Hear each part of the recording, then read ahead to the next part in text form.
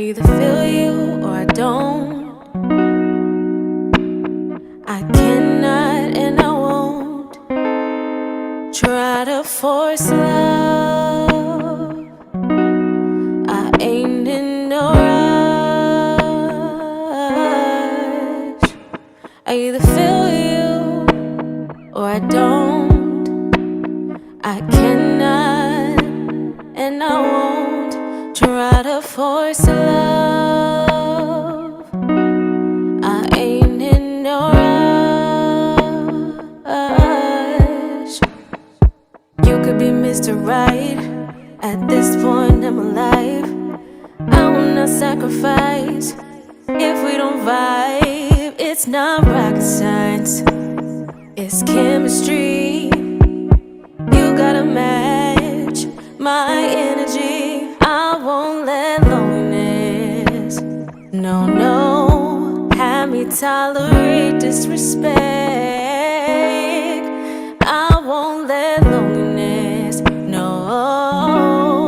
force me to a life of regret. Yeah, I either feel you or I don't. I cannot and I won't try to force love. I ain't in no rush. I either feel you or I don't. I cannot and I won't try to force love. I ain't in no rush.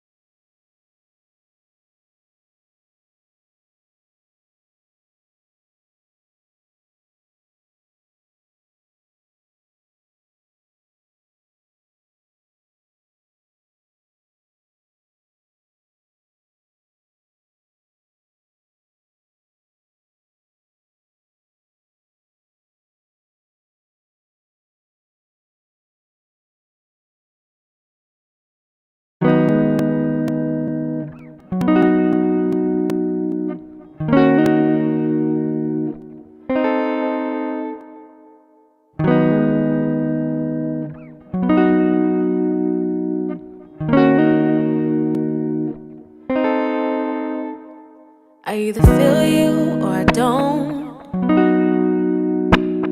I cannot and I won't try to force love. I ain't in no rush. I either feel you or I don't. I cannot and I won't try to force love. I ain't in no rush. You could be Mr. Right at this point in my life. I will not sacrifice if we don't vibe. It's not rocket science, it's chemistry. You gotta match my energy. I won't let loneliness, no, no, have me tolerate disrespect. I won't let loneliness, no, force me to a life of regret. Yeah, I either feel you or I don't. I cannot and I won't try to force love. I ain't in no rush. I either feel you or I don't. I cannot and I. Hey y'all, happy Thursday. It is Thinness Does Not Equal Beauty Thursday. I am so excited to be back with y'all tonight. I really starting to enjoy our Thursday night. So we kind of just get together and we're talking about dating while plus size right now. As you know, I am single and some of you guys have told me you're single as well. And so we've kind of been talking through some of the things that we've encountered during this time of our singleness. If you don't know, I am Christina Howe. I am the founder and creative director of Curvy Fox. Curvy Fox is a luxury lifestyle brand created to empower women to reclaim their confidence and live life unapologetically. This is a branch of Curvy Fox, our Thinness Does Not Equal Beauty podcast. This podcast was created for a safe space for us to be able to communicate about the things that we go through as plus size women. And for those of us who are bold enough to call it what it is, fat women. I call myself fat. You know, I am a true plus size woman. Right now I'm about a 16, so I call myself what it is, you know. And that's what we do. We help you to reclaim your confidence and call it what it is. Where are you? Where are you trying to go? How can we help you get there? Tonight is going to be super exciting because we have some relationship experts to talk to tonight. We have had fun these last few weeks. We've talked to our BFF King Hayes. We've talked to Simone Mariposa. We've talked to Ravy Baby, and we've kind of broken down some of the things that we've went through in relationships, from shooting our shot, even coming bringing some receipts on times that I've shot my shot and why I am traumatized about doing it again. But tonight we are talking to no longer single founders, Daryl and Dom. And again, that's no longer single. I messed up there, so I want to repeat that. No longer single founders, Daryl and Dom James. Daryl and Dom, they are parents, they are entrepreneurs, and they are relationship coaches. They're not therapists, but they build a rapport with their clients to help them navigate through their relationship issues through their workbooks and some of the other services that they're going to jump into for us tonight on helping you navigate your dating life. I know we talked about online dating on here, and guess what? They even help you with online dating. Have you ever tried to send a message and you're like, dang, should I be sending that? I don't know. But we got the experts to ask tonight, and I'm super excited. Hey, how are you guys? Hey, how are you? I am doing well. I am super excited to talk to you guys. Before we get into it, I gave a brief introduction, but nobody can introduce you all better than you all. So I want you guys to let us know what is no longer single and what made you guys start this relationship coaches. Hey, how y'all doing? Well, look, thanks for the great introduction. We appreciate that. We are super excited to be on. Let us say that from the very beginning. We appreciate you having us. Yeah, but what No Longer Single is basically what it is so we help people go from where they are in their current life and get to where they're trying to go in their relationship. So whether that's being married, whether that's just trying to get some confidence to go out and enjoy yourself in the dating world, that type of thing, whatever it is, we take you from where you are and we help you get to where you're trying. It all started back in what, 2017, man? We started, in 2017. I'll let her tell y'all that story. So back in 2017, we actually we were kind of just sitting down. We were like, man, we need a hobby. Like, we need something to do together, because a lot of stuff that we did, we kind of did like separately with our own friend group. So we wanted to find something that we could do together. And this was right before we got married. Yeah, this was literally like a couple of months before we actually got engaged and married and everything. So we both realized that all of our family and friends always came to us for advice on pretty much everything, relationships, life, just everything in general. So we're just like, okay, so how can we package that up and kind of try to do that together? So we started doing YouTube videos, just answering people's questions that they would send us online. And then it kind of snowballed into this coaching business, because we started writing ebooks and to help more people. Wrote a book. Yeah, we wrote a book. We did a ton of different things. So it turned into what you guys see now, which is No Longer Single. And it really came about because we had a way to package the things that we went through in our previous relationships that kind of to help get us out of the heartbreak that we experienced from those relationships. So we packaged that up into a program that we call our KLS formula. And that's what we pretty much sell to our clients, that we help them try to figure out this dating life. This relationship thing. Yeah, that's what we do. So dating is like, oh my God, it's a whole job. And that's why I don't do it anymore, because it feels like a whole job. And I'm glad that you talked about answering questions from YouTubes, because we have a ton of questions from our Curvy Fox Society. They have a lot of questions for you guys. So I'm going to jump into those in just a second.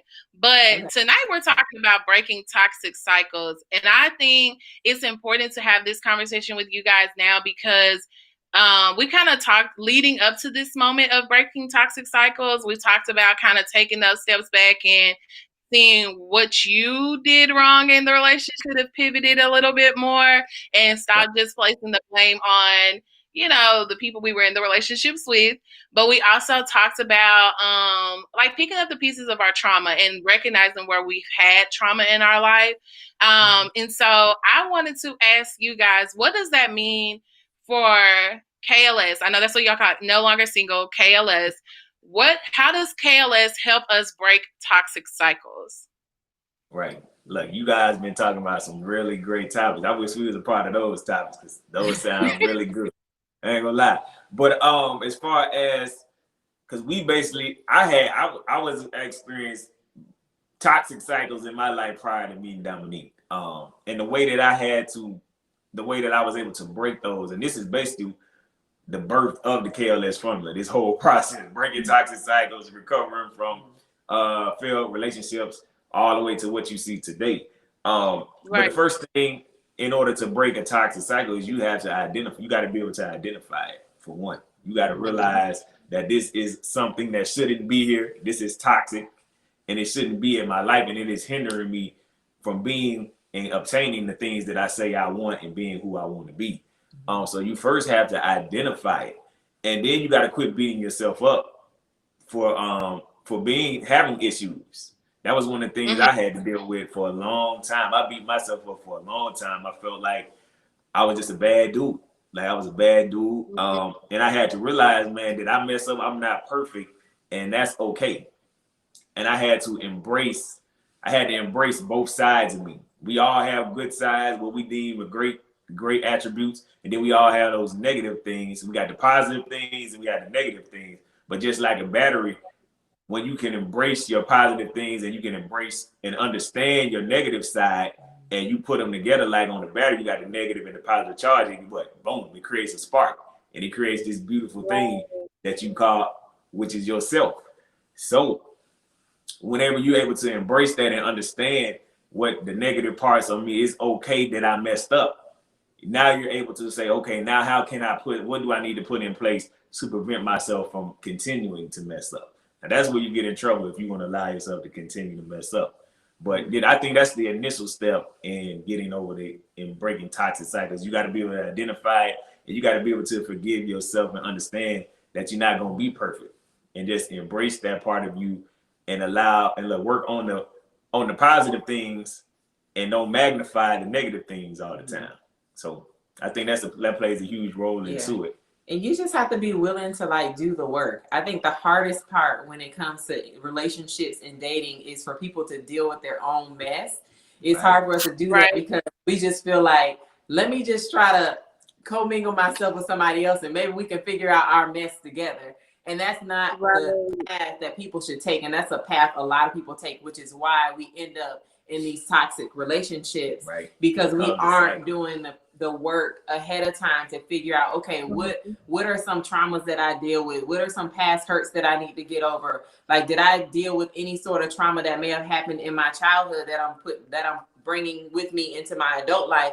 Do I need to deal with those things before I try to get out into the dating world and commingle with someone else? So, sitting back and just taking time to not only identify those things, but come up with a plan to try and fix those things is really the first step to making sure that you're not ending up in any sort of toxic relationships and cycles that a lot of us end up in. Right. You got to lay the foundation. That's part of that foundation that you're going to build your relationship on. So. Yeah, I think that's really good, especially because one thing I want to make sure I point out is some of us don't know that it's toxic because this is all we know. Like our mom was beat by men or whatever the case may be, so if that's all we've seen, that's all we know. And so to us, it doesn't necessarily look toxic. So if you're one of those people who doesn't know that the situation that you're in is toxic or the cycles that you're repeating are toxic, how do you start to identify those things? Especially if you don't have a group of people to talk to and you don't know that there's a service like you guys out there that can help navigate you through these type of issues that you're dealing with. Right. That's a great question. Like you got some crazy great questions. I ain't gonna lie. You really made me think. But that's but I think I do have a great answer to that as well. Because even though I've never experienced certain things, if I've never experienced certain things, you may not have seen a healthy relationship growing up. All you've seen was toxic relationships growing up. But it's something in you where you just like, man, something ain't right. It got to be something better than this. It's called intuition. I actually did a video the other day where I talked about a woman's intuition is always right. Why? Because your spirit has infinite wisdom.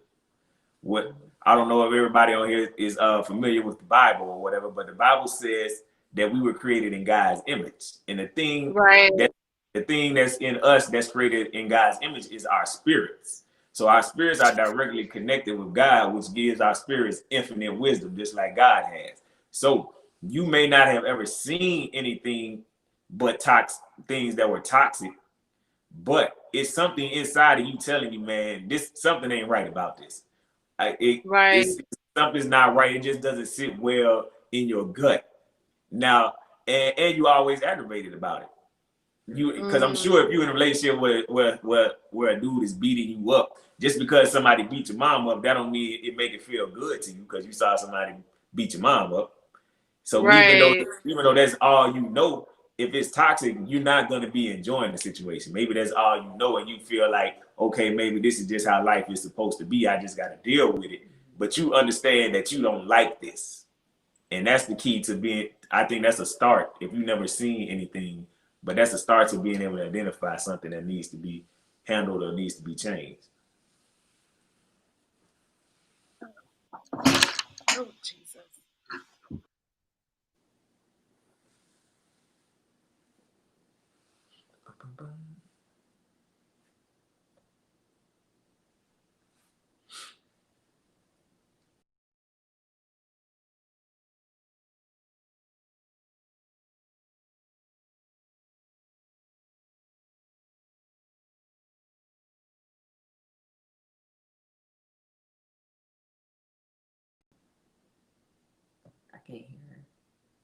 We can't hear you. This is a woman. She's been in relationships, and she's always had to be the provider in the relationships. Whether she wanted to, whether she felt like it was the right thing or whatever, it's just the type of relationship she's ended up in. And so now she's dating someone who wants to step up as a provider, and she always turns him down. To me, that's a cycle, a toxic cycle. And it's easy for me to see, like, why would you turn somebody down? Like, why wouldn't you want to break, providing for somebody and have somebody provide for you? But if that was someone, coming to you, like, what would you say to them? Go ahead. We didn't hear the first part because it was out. It was like muted, I think. So I didn't hear the first part of the question. Oh, I'm so sorry. Okay, so this is a real life example of a woman. She is currently dating someone. She's been in past relationships, and she's always ended up being the provider in those relationships. The person she's dating now is a provider. He believes he's the provider, he's the protector. So he's always asking her, like, let me do this. And she says no all the time, like, won't let him do a thing. And to me, that's a toxic cycle because, me personally, I believe a man is supposed to protect, provide, and, be the head of the household. So I don't see how you can say no, especially if somebody's trying to do something nice for you and you're in need, But if that was someone coming to you, like, what would you tell them? How do you navigate that? What would I tell her? I think, to me, if it's not, it's individually. Because all women, believe it or not, don't want a man to necessarily take care of them. They don't want a man to say, I'm the provider, I'm going to handle this, I'm going to handle that. That's just the generation that we live in. Right. So one thing that works for you isn't necessarily going to work for the next woman or the next person, the next man. In her relationship, to me, if that's an issue, if it's an issue that's coming up, I think the only way that they're going to be able to handle that situation is that they have to, well, I'm going to speak to the toxic part, because I don't believe anything is toxic until it's something that's detrimental to you. So if she's in a relationship and her taking care of him isn't necessarily detrimental, because look, if she just got money like that and she got it, and she feels that that's what she wants to do, I don't think necessarily consider that to be toxic. And if she's with a man that's fine with her taking care of him, because me personally as a man, I'm not fine with a woman taking care of me. That's just me. But it's some men out there that are. So, but as relationship coaches, it's not our job to tell you what works for you and what doesn't work for you. You see, if that makes sense. So this person has actually asked, like, what do they do? Because it's not that they don't want to say yes. They are tired. Like, it's not like, oh, they just have all this money in the world and they want to take care of men. It's just, life. That's just what ended up happening in the relationships. And this person wants to say yes, but they're scared. And what are you scared of? I got it. She got to get to the root. She has to get to the root of what's her fear behind allowing a man to take care of her. Has she seen, okay, if I allow this man to take care of me now, does he feel like I owe him something, or is it something of that nature? Is it something of that nature? She has to get to the root of why is that an issue, and then she has to be. And this is the thing about relationships. You're never going to be in a relationship where you're not going to take a risk. You're going to have to take a leap of faith. You're going to have to take a leap of faith at some point in time, and you're going to have to open up and allow and get out your comfort zone and allow certain things to happen in order for you to experience the fulfillment and the love that you saying that you really want. So she's just going to have to, I'm going to let Dominique, I think Dominique got something to add to that as well. Well, I would say to her too, like, you also have to look at the situation at it like this. So are you willing to lose the relationship but behind the decision that you're making to not allow this man to do what he wants to do for you. Right. If you're willing to lose the relationship because you are just at the point where you're like, I don't want this person taking care of me, period, then at that point you need to make a decision with yourself. Like, is this even a relationship I need to be in? Is it serving me? And then once you think of that, then if she's at the point where she's like, well, this isn't something that's a deal breaker for me, I just don't really understand it because I'm not used to it. At that point, now it's time for you to have time for her to have a conversation with her partner and try to figure out if she can get to a place, if they can both work together where she can get to a place where she feels comfortable allowing him to do that and what that looks like for them. Right. So that will probably be my recommendation for her. So if she is not willing to lose this relationship over that, then the next step needs to be having a conversation with her partner about how they can work together so that both he and she feel comfortable with this particular issue or whatever you want to call it they're going through. Let me add this to it. She needs to ask him, she needs to figure out why he wants to take care of her. Tell her to ask him that. Okay, what is your purpose? What's the reasoning? What's the reasoning behind you wanting to take care of me? And I think depending on his answer, it'll really ease her mind, or it's gonna tell her, okay, he got an ulterior motive. One of the two. If she can find out the reason, his motives behind why he wants to take care of her, I think she'd be in great shape. That'll help her out. I think that's a good question. We talked a lot about on the previous episodes communication and not being afraid to ask what it is you want to know. Like, don't try to assume, don't try to make up the answer for somebody. You know, ask what it is that you're trying to know when you're getting to know someone. You know, it's not about what you ask, it's about how you ask it.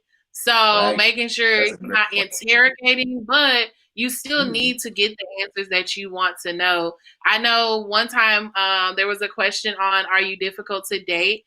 And one young lady said that she was toxically independent. And when I think of this situation, that's what I think of. Like, you're so independent that you won't allow someone to do something nice for you. And it's nothing wrong with someone wanting to do something nice for you. Now, I agree, if you are hesitant that they may want something in return, then you should ask, you know, okay, I may be willing to let you do this, but, you know, is there an expectation? You know, are you doing this out of the kindness of your heart? Do you want me to pay you back? What do you expect to get in return? And go from there. You know, like, have y'all heard that term, toxically independent? No, that's the first time I actually heard toxically independent, but it definitely makes sense. I definitely understand the phrase and the term. And the way I would say, you gotta, like I said, you gotta take a risk, and you don't have to just jump in the pool. Look, jump off in the deep end from the very beginning. Stick your toe in. Look, let them do something for you. Let them pay a little bill or something. Let him come cut the grass, and then see how he acts after that. See if his motives change. If when he comes around you, if he's expecting something or whatever. Just take your time. Just give him baby steps, and then allow that trust to build. And then I think that's the way that you can handle that situation. I always laugh because someone told me one time, because they told me I was too independent. And they were like, you're a single mom. Every time a dude texts you and asks you what you're doing, you should be like, oh, I'm over here worried how I'm going to pay this light bill. And just see what he say. I haven't tried it out yet, but one day I'm going to try it out and see, you know. I thought it was. I get to pay that light bill because you have to weed people out. You know, if every time I hit you up talking about you over there worried about a bill, and I'm not trying to help you pay a bill, you know, I'm gonna keep it moving most likely. But I thought it was hilarious. They were like, you know, every time they text you, you ought to be like, oh, I'm over here worried how I'm gonna pay this light bill or feed my child or. You know, buy some. Don't say the light bill. Look, don't say the light bill. I'm gonna tell you as a man, don't say the light bill, please. Now, if you want to say, look, man, I was thinking I was gonna go give me and my baby some lunch or something, and see if he'll volunteer to bring you some lunch. Now that's a whole different thing. Okay, I brought you to lunch. He trying to stay. He finna come try to sit down and stay the whole night or what? Is he cool with just bringing me and my child some lunch and then going about his business? Cool. Then you might be working with something. You see what I'm saying? So yeah. Okay, I won't say light bill. I'm gonna say lunch. Yeah, so like light bill. That's a little too. That's next level relationship right there. I'm paying your bill. Yeah, we exclusive. I'm paying your light bill. Good to know. Good to know. So I'm gonna jump into some questions we got from the audience. Like I said, we got quite a few. I will start with. Actually, no. Before I start with that, I want to talk about a video that you all did the other day about, now that things are opening up. Yes. Who pays the bill when going on dates? Yes. Yes. Who paying for these dates? Who paying for these? Yes. I saw the video. I want you all to tell our Thinness Does Not Equal Beauty podcast listeners the conversation, recap them the conversation that y'all had, because I kind of understand both sides, because what Dom said, that's how I was raised. In friendships, never raised like that in relationships, but in friendships, and in business and things like that, if you invite somebody somewhere, then you pay for it.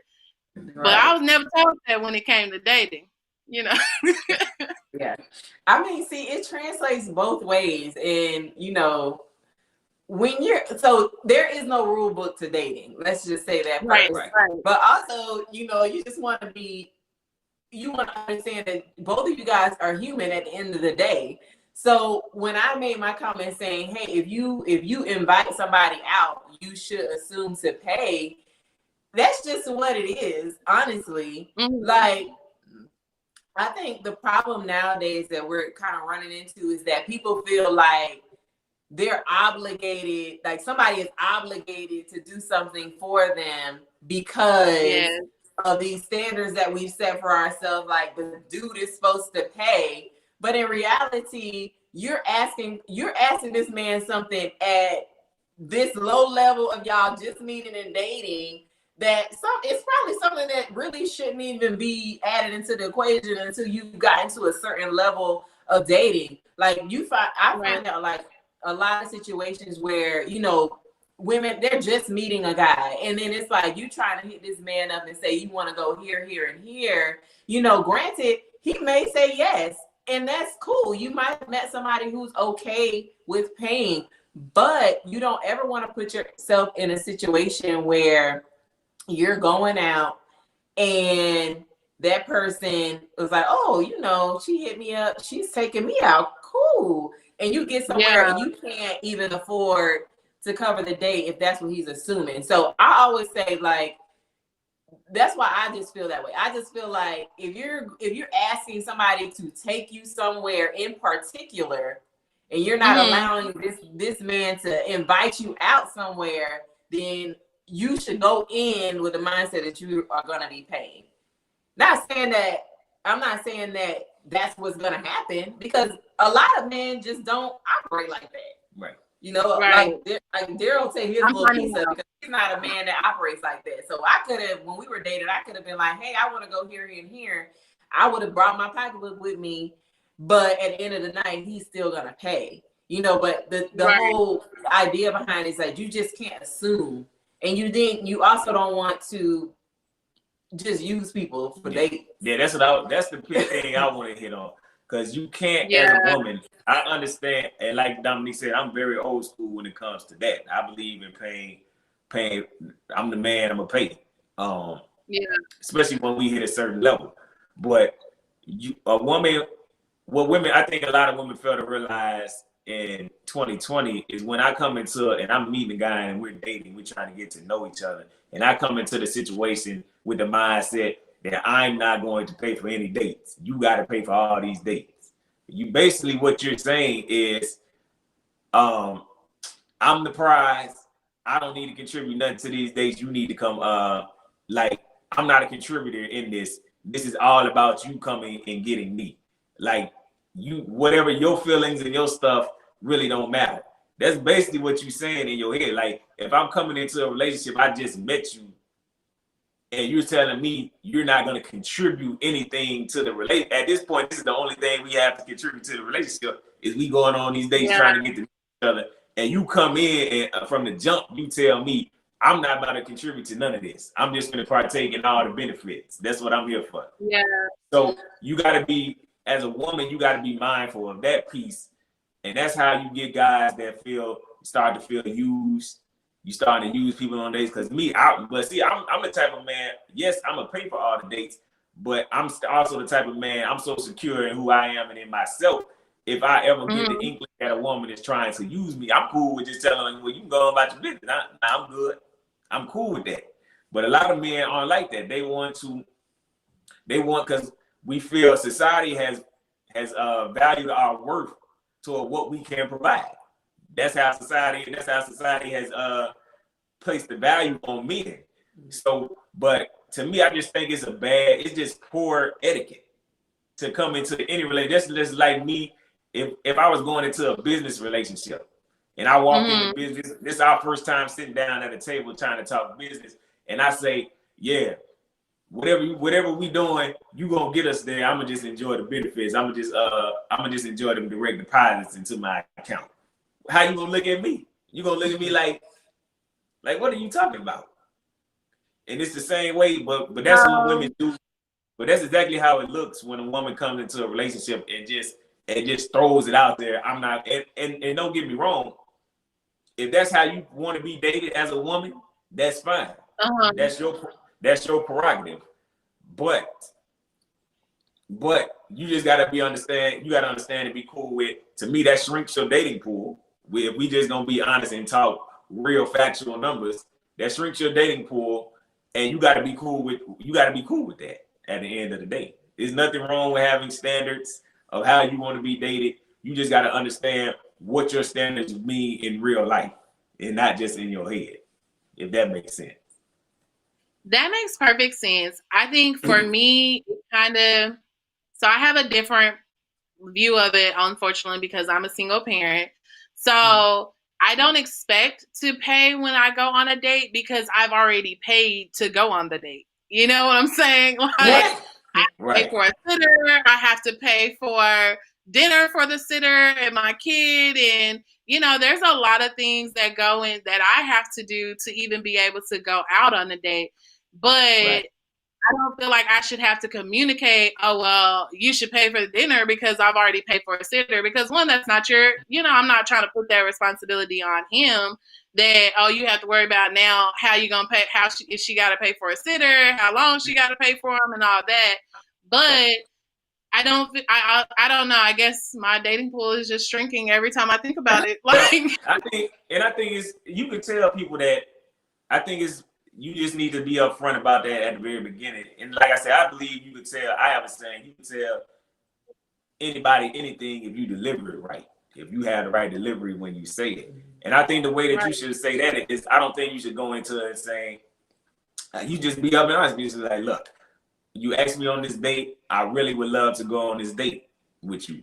But these are the factors that I got to deal with in order to be able to go on dates. I got to pay. I got to make sure my child is taken care of. I got to pay for that, this, that, and the other. So if we're going on a date, my expectation, hey, that's my piece of the date that I've already paid for. And I don't think any reasonable man is going to take that and be offensive. And is not going to take and explain to him that I'm not paying. So instead of you just saying I'm paying for the dates, I think if you are explaining what you've already contributed to the date, as far as I've already spent this type of money, spent this type of time making these plans in order to be with you. That's my contribution to us being able to go out already. And any reasonable man should understand that. And guess what? Don't get it twisted now. If he asked you on a date, and you have to do all of these things to prepare, I don't want y'all to think we're saying, you have to feel obligated to possibly pay for the date. Absolutely not.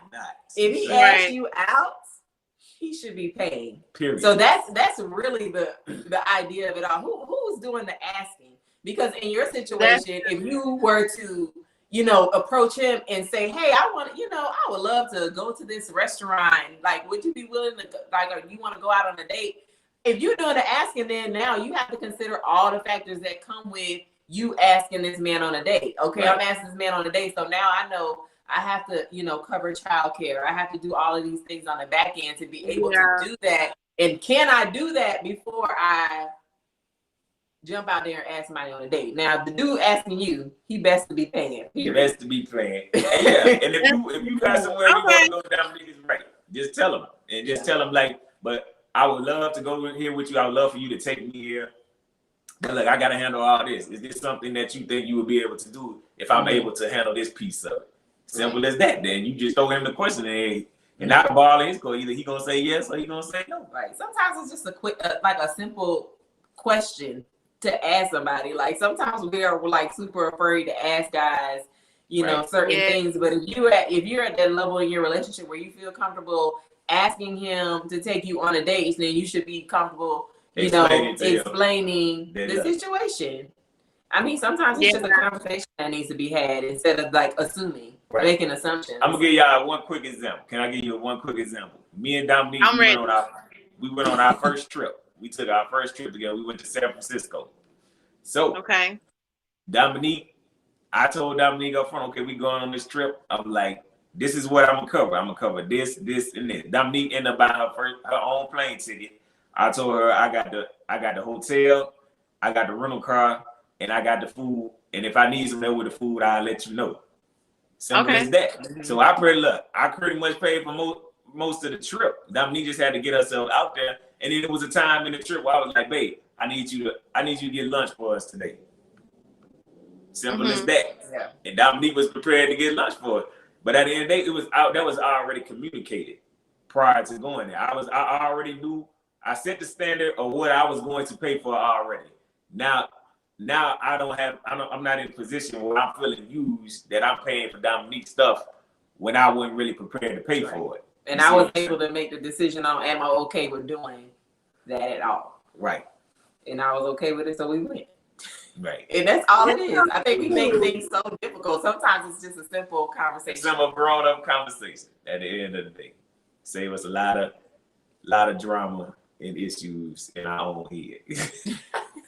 I'm definitely taking some mental notes on that because look, especially the bringing up the childcare thing. I've never had to do it.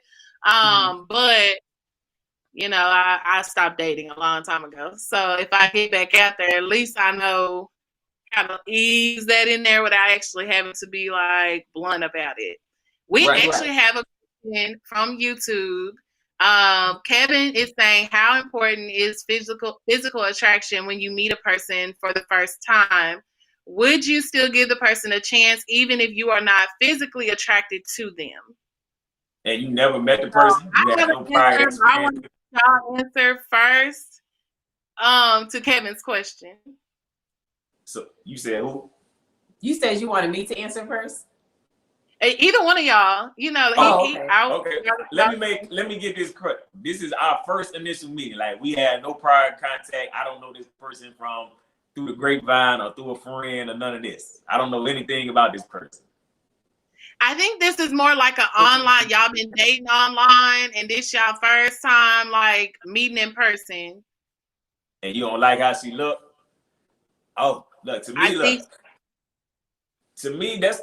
me, visually, that's the first thing I know about you before I know anything. Mm-hmm. Before we say a word, exchange any words, any telephone numbers, visually, my whole thing is, why would you be having, I guess I'm trying to understand, how would you get to the point where you're interested in a person if you didn't, why would you approach her if you didn't like what she looked like? I don't understand that piece. That's the piece that I guess the problem I'm at. So I would say, for me personally, if I don't like the way a woman looks, I don't think I would ever be in a position to get to know her on a deeper level if I wasn't attracted to her physically. If that makes sense. And so I don't think that's a bad thing. I'm going to try to clear it up a little bit and just, this is what I think. Kevin, if you're still watching, clear it up for us. But so dating someone online, right? You only see a limited number of pictures. Maybe Right. you don't feel comfortable just yet, exchanging numbers and things. So you keep our communication on the app, so maybe they only got, neck up pictures or, top up pictures or whatever, maybe the pictures could be from 20 years ago. I don't know. But you finally see in person, and the pictures you were seeing and what you see in person. Well, here's the thing: the person that's putting up the photos, if you trying to, the thing is, are you trying to be, catfishing somebody? That's what it sounds. Yeah, I'm looking for the actual word. I'm not trying to say catfishing, but are you trying to be deceived with the pictures that you're providing? And if you are, then that's a conversation you need to be having with yourself. Like, what sort of insecurities are you dealing with that you feel like you have to present yourself a certain way for people to like you? So, and that, if that's the piece, I mean, you have to, when you do that, you have to be ready for whatever consequences come after you actually meeting the person. Right. So, right. I don't feel you wrong if they don't look like their pictures for you to be like, nah, I'm good. Yeah, because at the end of the day, at the end of the day, online dating, present yourself as who you are. Because at least you're being authentic to who you are. So when people are reaching out to you on dating sites and they're interested in what you look like, then you already know that that's somebody that's interested in what you look like. Right. And you're not taking the chance of trying to pull somebody in with these images of you that aren't the full reality of who you are. And then you're going out and you're being heartbroken because that person is no longer interested in you. So for me, I would say if you're online dating, first of all, you need to present who you are as it is exactly, so that you can now attract the people that are attracted to you.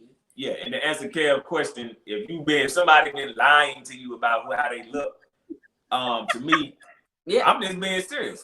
They've been lying to you. So at the end of the day, I'm not trying to be with somebody who's been lying to me from the very beginning. I don't care if the conversation was good and I felt we had a good connection. You've been lying to me from the very beginning. So to me, that's ground enough to be like, I'm cool. And I think the issue that a lot of people run into is that people feel like they have to get so much interest from guys or men to feel as if they have value in who they are. It's like when you're looking for a relationship, you really only need that one person that is interested in you.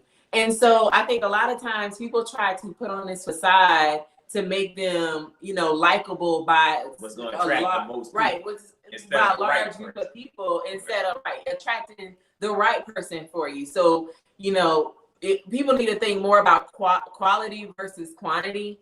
And when you're, dating, try as much as you can to present yourself as who you are. So you don't put yourself in situations that are going to make you feel bad if that person decides that they're not okay with the person that they met versus the person that they thought they saw online. Right. Yeah, so I'm going to take it a couple steps back. The reason why I laugh is because I don't think the person is necessarily lying. Mm-hmm. Because I'm going to take up for my women here, who are a little fluffy here. Everybody don't have a full body mirror, and everybody don't have somebody to take pictures of them or whatever. Mm-hmm. So your selfie game is strong. You can take the pictures of yourself. You can get your angles and, things like that. And some people, they just go ahead and be upfront like, hey, I'm fluffy, like I'm fat. So if you thought I was skinny, I'm fat. And some women don't come out and say that because they feel like, oh, if you liked me from my pictures, you're gonna like me regardless. When we have to be honest, everybody that's the wrong approach to take. That's not dating real life. Because what you don't want to do is try to attract people to you that aren't even supposed to be those people that are supposed to be in your life. Like, you have to be who you attract who you are, right? So if you are online and you are, not presenting the full authentic version of yourself, then you're going to attract somebody that is not going to be interested in your actual full authentic self, right? Because you are presenting somebody that is not who you truly are. So that's the wrong approach to dating. And like I said before, like you can't put yourself in a position so that you just feel good about all these people are wanting to talk to you or they're attracted to you.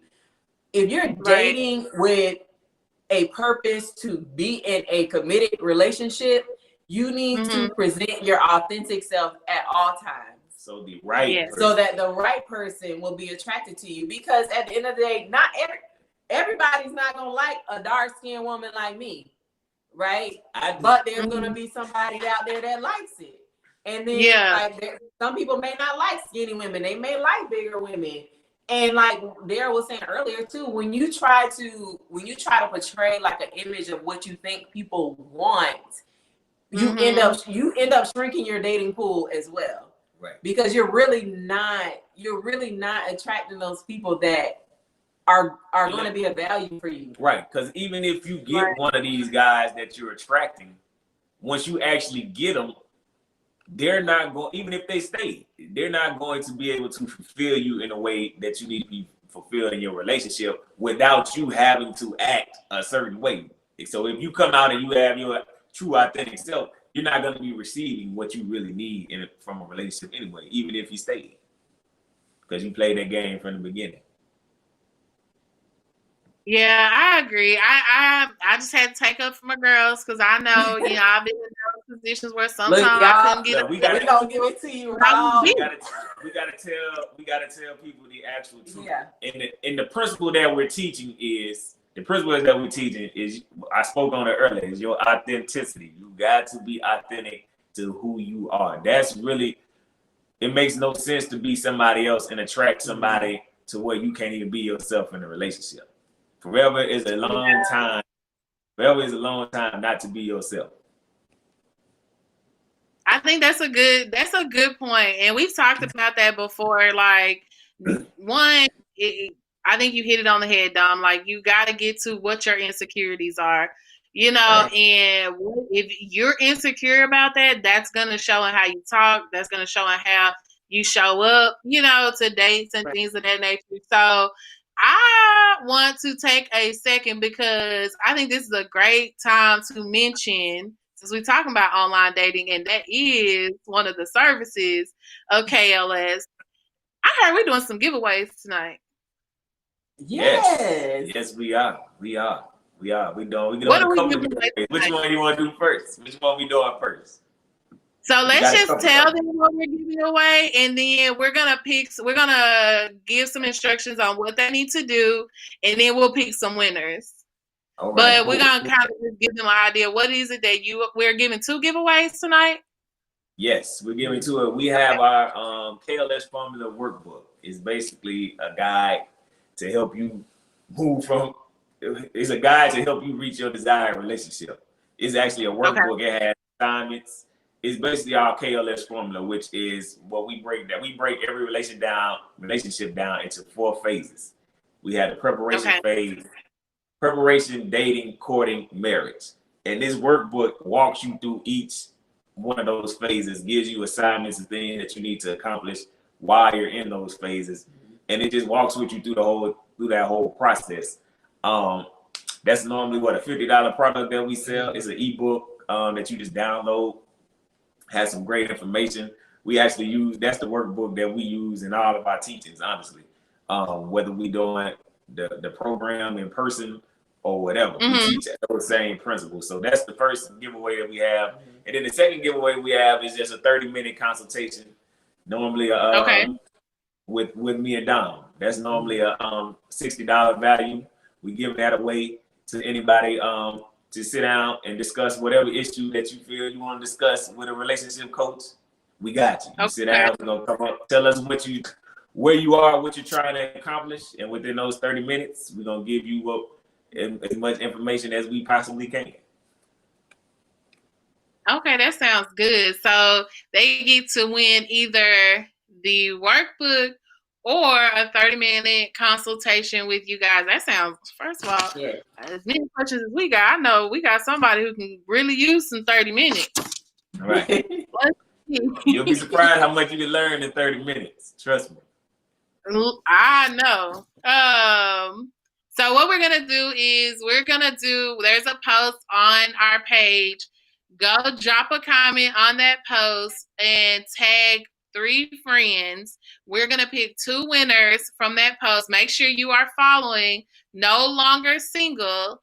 They're tagged in the post. So make sure you're following No Longer Single and tag 3 friends in the comments of the post. We're gonna pick 2 winners. Again, you would win their KLS formula workbook, or the second prize is a 30-minute consultation with No Longer Single. So I think that's really good, especially because right now I know a lot of people are online dating because we're still quarantined. I actually have heard about some quarantine dates, which I think is super cool. Wish I would have had one. But actually going on like FaceTime dates and stuff, I think that's what's gonna really bring out some good relationships, because you break out all the physical stuff and you actually have to get to know people. And so I'm excited to see some relationships come out of quarantine. But I wanted to bring up that you guys do help with online dating, because I know sometimes as women, we really shy away from talking about the things that we really should up front, just so we can make sure that, we're not setting the wrong expectations. We're not assuming anything. And I don't want to say waste time, because I don't believe that we necessarily waste time, because we should learn from every situation and relationship. But you could be spending time doing something else if you knew up front, like y'all aren't on the same page. So I did want to make sure everybody knew that that is a service as well. So I'm going to go to another question that we have from the audience, which actually kind of talks about the workbook. Is there a formula for getting it right, for successfully dating and achieving happiness? Yes. There is. It's called the KLS formula. Shameless plug. Shameless plug. Yes. But now there is a formula. I'm gonna let Dominique start off with this. Go ahead. Yeah, there is a formula. So Daryl kind of already broke down like the steps in our book, but basically this is the formula that we teach our clients to. First is preparation. It's getting to know yourself. It's unpacking those issues, those insecurities, those wounds, all the nasty, hard stuff that people do not like to do is the piece that we start off with, because 9 times out of 10, most of the people we talk to have either skipped this step or just never even acknowledged this step at all, and it's just causing all kind of chaos and trauma in their dating life. So we go through those that step first. So let me add this to that. So, we deal with the things that are going to negatively impact you going forward in your relationship. And then we also, in the preparation phase, we also get to know the good parts of us, who we are, and what exactly is it that we're trying to accomplish with our life. What is the mission for my life? When it's all said and gone, like not what are your goals? I want to own my own business. Why do you want to own your own business? What are you trying to accomplish because you own your own business? What drives you on a day-to-day basis? Because that is really the basis, and that's the criteria. So this is part of the formula to the answer to this question. This is part of the formula. Part of the formula is I know who I am and where I am going. So now this is the criteria that I now use to pick a spouse, to pick someone that's compatible with me.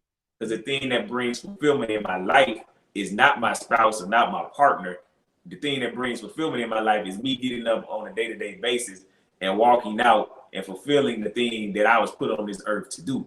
So now, this knowing that information, I now utilize this information to find someone that has the skill set, that has the mental bandwidth, the spiritual fortitude to help me accomplish what I'm trying to accomplish with my life. And then I have the skill set and the same thing to help them accomplish what they're trying to accomplish. We're both going in the same direction, and we're both able to contribute to them accomplishing the mission for their life. So that's part of the formula. That's really the key. Yeah. That's the key to picking the right person. The dating process, kind of in a nutshell. Right. Right. But you got to prepare yourself. You got to know your weaknesses. You got to get over your insecurities. You got to be able to identify the things that trigger you, and that's going to negatively impact your relationship. Now, we're not saying you got to completely cure those things, but you definitely have to be able to identify that they're there.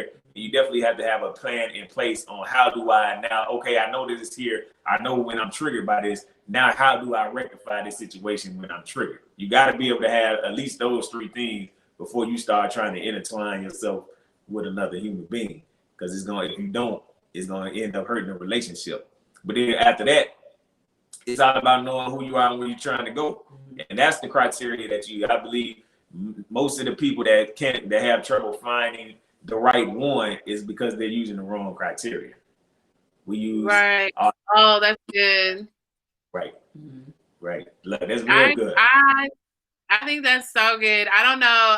You talked about the Bible, and I talked about on several episodes. Most people know, like I'm Christian, so I am a member of several churches, but my primary church is the Potter's House of Dallas.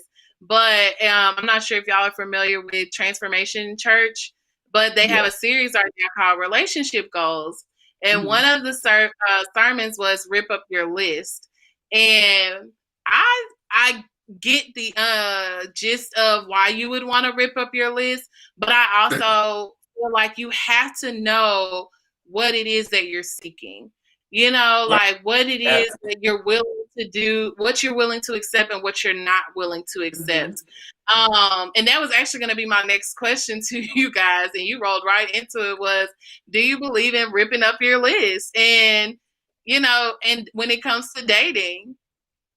No, I don't think you could totally rip up your list. I just think you need to prioritize your list. And I think the main priority on your list needs to be what I spoke about just a second ago, is fulfilling your mission for your life. Finding someone that can help you do that. That should be the main focus and the main priority on your list. All the rest of the stuff you prioritize on down of importance on what you want and what you feel you need. So yeah, I think it's okay to know what you want and stand firm in what you want, because I think a lot of people, and I think it's a lot of women just in general, we tend to accept things because we feel like, dang, you're so afraid of being alone, and you don't want to be that lonely person that doesn't have a spouse, that you're willing to give up things that you hold true to yourself, like things that are core values for you. There are people that are giving those things up because they want to have a mate. And that's not necessarily the way that you should be approaching dating. If there's something that you have deemed to yourself a core value that you hold true to who yourself is, and it dictates how you make decisions, those are things that you need to stand firm on. Right. And if somebody isn't willing to give those things to you, then that's an immediate trigger to where you need to know, okay, it's time for me to move on and stop wasting my time. And you have to be confident and willing to make those decisions. And I think a lot of people are scared about making those decisions when they figure out that it's something that they're absolutely not wanting to give up. They're scared to make the decision to move on because they don't want to be lonely, or they don't want to have to go through the dating process all over again. But at the end of the day, what you're doing is you're wasting more time spending with somebody that isn't going to fulfill you, and then you're just keeping yourself in this toxic cycle, like we've been talking about. You're dating, and you may even get to the point of marriage, and then you get into this marriage and it's not working out, and then you're getting divorced, and you're back out there again, and you're making the same kind of mistakes going forward. So I honestly believe, ask for what you want. If it's within reason, and if it's something that is of value to you and is one of your core values, like, don't give up on that. And if somebody's not willing to give it to you, move on, because there's somebody out there that's going to be willing to give those things to you. Right. When it comes to a list, only thing I say rip up on your list is like you talking about, well, he gotta be 6'4" and he gotta have six abs, and he gotta he gotta have a 10-inch, 8-inch waist, and she gotta have 36-inch hips and all that type of stuff. Yeah, that's what I was gonna say. I've ripped up that half of my list. You know, he don't have to be light skinned with tattoos and Yeah. you know, but I do agree. You know, you have to know what your core values are.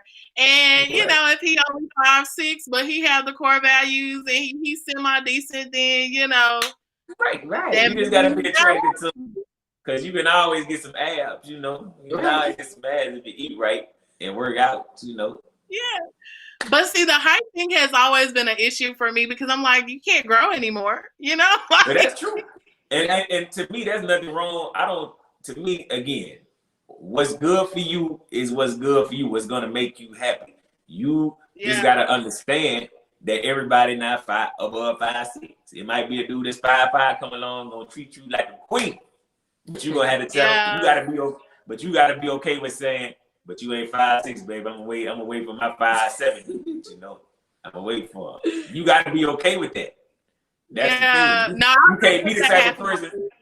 You can't be the type of person that got all these standards, but then want to be crying and complaining the whole time. Cause when you passing up on all the dudes who don't meet your standards, you can't do that. Yeah. So you can't do that. If you gonna have these standards, you gotta be okay with the results of your standards. You got to. That's just life. That's just called being an adult and being grown. I agree. You gotta wait. That's actually what somebody's question was about, standards. I think we already answered it. You can have your standards, and it's okay for you to, you know, say, hey, this person doesn't meet my standards. I'm gonna wait for the next one, you know, or see where you're willing to be flexible. You know, I agree with y'all on that. I have one more question from the audience. They said, can we address sex? Is it important to get to know someone sexually as you get to know them emotionally? You want to take this or you want me to? I got an answer for you. I'm going to let him add his go ahead and talk your Look, sex is, I'm going to just be up. My personal opinion on sex, like, I ain't gonna sit up here and preach to y'all and say the Lord said that you don't need to have sex before until you get married. Cause I know we ain't listening to that no way. If we just gonna be on, most people are on this call ain't virgins. I would almost bet every dollar in my bank account. There ain't nobody on this call. Don't do that. So, but somebody gonna test you. Somebody gonna test you. Don't do it. No, I'm just joking, but. For the majority, most people not listening to that, no, we having sex anyway. So the thing that we like to teach, the thing that we teach people as relationship coaches is not to get sexually involved with someone until you guys have invested in a future with each other. Until there has been investments made that we are trying to build a future together. Until that happens in your relationship, we recommend not introducing sex into the relationship, because what that does, what sex does, you're giving a person a part of you. You're receiving a part of this person, this soul tie, because those things are definitely real. And now all you've done is set yourself up and introduce an unnecessary risk to the relationship. You've given the person the most intimate parts of you, and you don't even know if this person planning on being around next week. Yeah. And now you go date the next person and you do the same thing, and that becomes a toxic cycle. You introducing sex into your relationship, and there's been no investment. We don't even know what we're trying to do with this relationship at this point. We just having a good time, we hanging out, we like each other. I introduce sex into it, and I don't even know if you planning on being here past tomorrow. You see what I'm saying? Yeah. So I go, what we do as far as with sex, we recommend not introducing it until there has been a conversation and there have been investments made into a future happening between the two of you. And we're both included in this future together. So right. And sex doesn't always equal intimacy. Like, right. I think a lot of people just assume, like, if we have sex, that's the only way I can be intimate with somebody. There's other ways you can be intimate with somebody without giving them that part of you. So that's when you kind of want to, you know, before you get to that point where Daryl was saying, like, y'all made investments and then, you know, y'all can move on to that part of your relationship. You need to try to figure out other ways that you could be intimate with somebody. And that can simply just be having a conversation, together about something that you guys had to deal with when you were younger or something, and go and working through those emotions together. That's an intimate moment with somebody. You're getting to learn a part of them that you didn't know before. So maybe people need to think of ways to do that prior to having sex. Like, don't always equate sex as the only intimacy that you can have in a relationship. And to answer the question, sex doesn't need, I don't think you have to have sex with somebody prior to marrying them. I think that's what the exact question was. I don't necessarily think that it's important to get to know someone sexually as you get to know them emotionally. As you get to know them emotionally, I'm not really, because I believe, because sex is, if we just being honest, sex is a beautiful thing. Look, to me, no matter who you really doing it with, and if you really in love with something, I'm talking about as far as the feeling of sex. Now, you add the feeling on top of somebody that you actually love, you care about, and you're actually building a relationship with, building a life with. I think that just makes sex that much even more better. After that is added on top of it. So, to me, I don't necessarily think you need to try let me try sex out, make sure that I like having sex with her before I marry her. Because to me, I agree. The possibility of you having sex with her and be like, oh man, I don't like having sex with her. Because honestly, even after you get married, if you try the sex out prior to marriage, if you get married and life goes on, you guys, it's gonna be a continuous thing of learning each other's body over and over and over and over again. Because if you don't do that, that's how sex is gonna get real whack, real quick. Trust me. In a marriage and in a relationship, it gets whack really quick if you're not learning each other over again, and if you're not exploring with each other. So to me, sex is something that can be taught to the person. You can always teach a person how you want to have sex with them, how you want to have sex. That's just my take on it. I agree. I tell people that all the time because I've seen people say like, "Oh no, I need to know what it's like," and I'm like, "Why? Like, why?" Hey, if that's what they want, that's what they want. They might say, because I've heard people saying it makes sense. They like, I need a woman like I need a certain size. So if I ain't never seen it, but just because I don't think you necessarily have to have sex with them to see it though. Yeah, you don't. So y'all to answer some great sweatpants, I agree. If you're listening, Dave, we've answered your question. We do not think you have to get to know someone sexually to get to know them emotionally. Me personally, I like traditional dating. So if you ask me, we can go with the 90-day rule, the 6-month rule, whatever, whatever you want to say. But the only rule we have is you got to there got to be an investment in the future. That's the rule we like to go by. So however many days that take for you all in your relationship, hey, that's on y'all. It's different for everybody. Yeah, I agree. So let us know, what are some of the services that you all offer, and how can we integrate No Longer Single into our dating life? Cool. He's a list man. I'm gonna let him go down the list. Oh, well, I guess I can go down. She volunteered me to go down the list, so I can do that. So the easiest way for you guys to get in touch with us is our website, nolongersingle.com. That's No Longer Single with a K, KNOW, Longer Single. So, and then you can find us on all social media platforms at No Longer Single. That's the easiest way to get in touch with us. Like the services that we offer, we offer from I'm gonna just start from the bottom up. The basic level things that we offer is self-read courses. Those are ebooks. We actually have a book that we've written as well.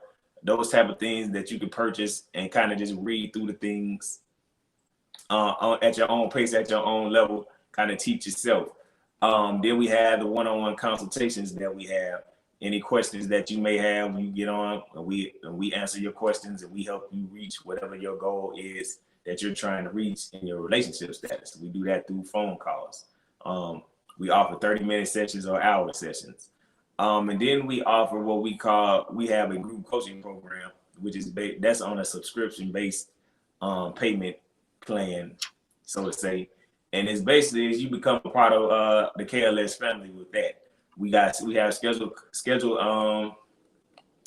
coaching calls every month. That we get a group together on, and we talk about certain topics according to whatever the group wants to talk about. Of course, we have some of the things that we want to talk about.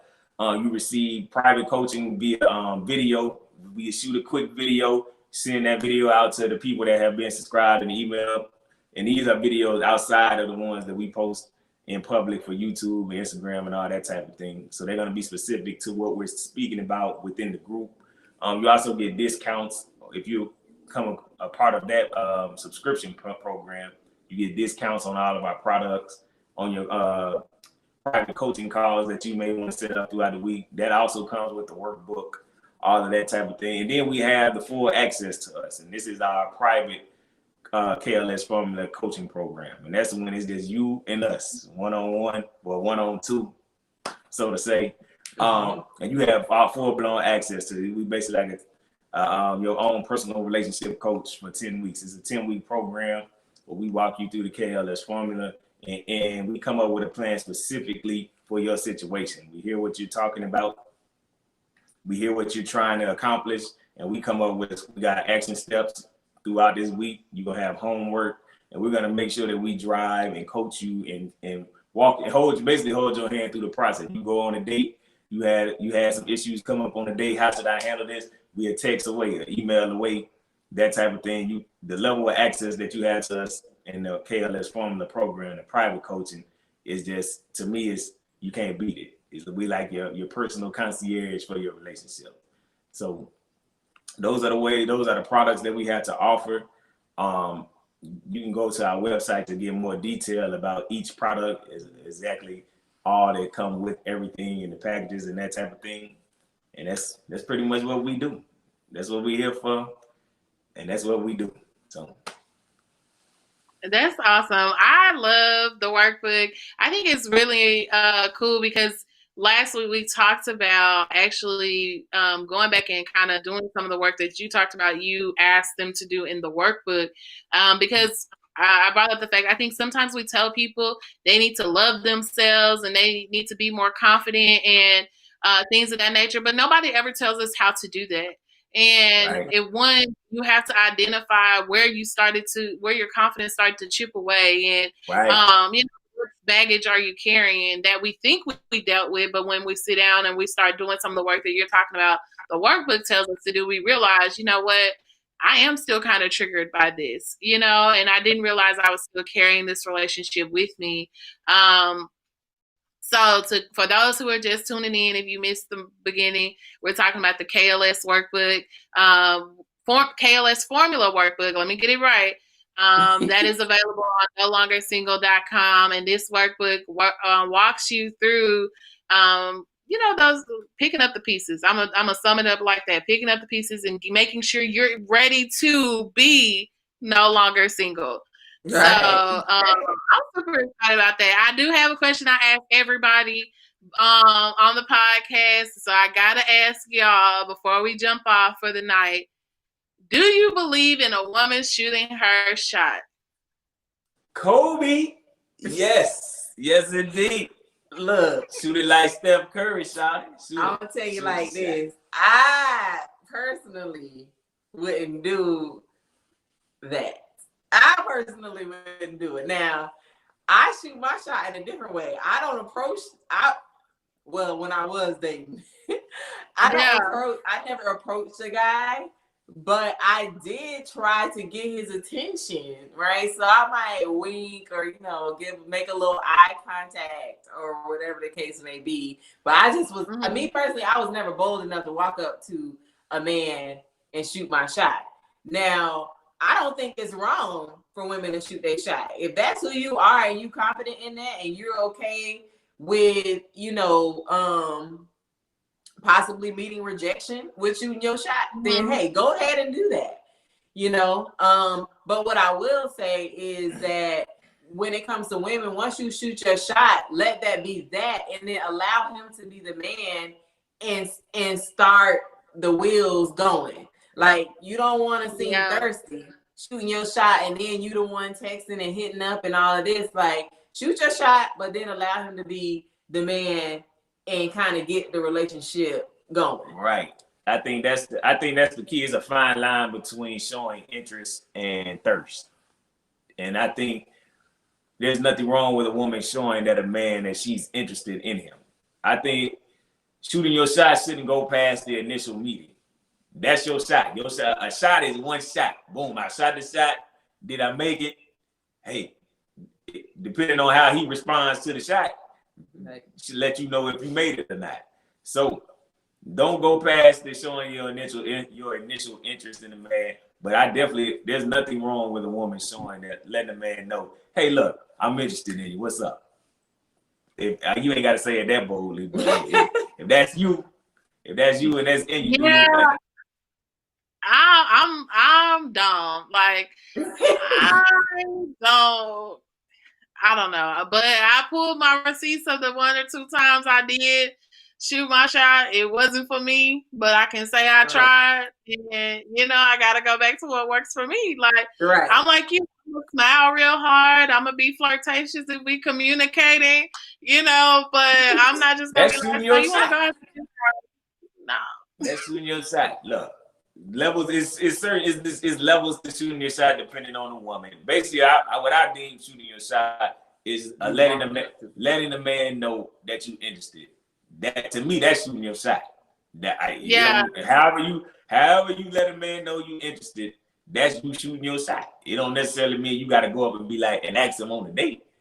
But hey, if you let him know you're interested, that was your shot being shot. To me, in my personal opinion. So I agree. I'm smiling and I'm saying, get away from me. Hey, shut. Shoot your shot, girl. Right. If that's what you want to do you. That's how I feel. Yeah. Like Steph Curry out here, man. Steph Curry with the shot, Well, I am so thankful for you guys joining the Thinness Does Not Equal Beauty podcast tonight. I think this is a really good conversation. If you are looking for tools to kick off your dating, if you're online dating and you having issues, I strongly suggest y'all run over, and when I say run, your fingers to Safari or Google Chrome or whatever, and order your KLS formula workbook. We do have our giveaway winners. We are announcing them. Let me look right now. I know we have 2 giveaway winners for our KLS formula workbook. We also have the winner for the consultation for with No Longer Single. So the winners are Evie_143 and Veta Blue. I think that's how you say it. Veta Blue, Vita Blue, BLU. Make sure y'all DM Curvy Fox to claim your prize, and No Longer Single will reach out to you via email with instructions on how you can claim your prize. But make sure you go ahead and send us a DM. We will also shoot you a comment on Instagram to let you know, hey, you won. You're gonna have to go ahead and claim it tonight, because I have a feeling it's a digital download, but I have a feeling it's a lot of people trying to get there, so you better move quickly on claiming your prize. So I appreciate y'all. This is the Thinness Does Not Equal Beauty podcast. I am Christina Howell, the founder and creative director of Curvy Fox. Make sure y'all tune in next Thursday. We are talking about dating while plus size. See y'all next week. Appreciate y'all. We enjoyed it. Thank you. We enjoyed it. Bye. Thank y'all. You're welcome.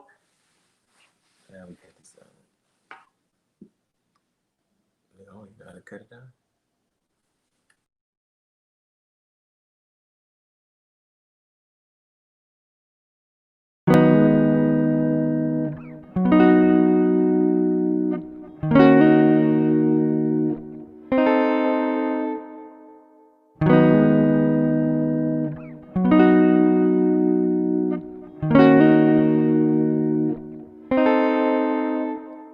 I either feel you or I don't. I cannot and I won't try to force love.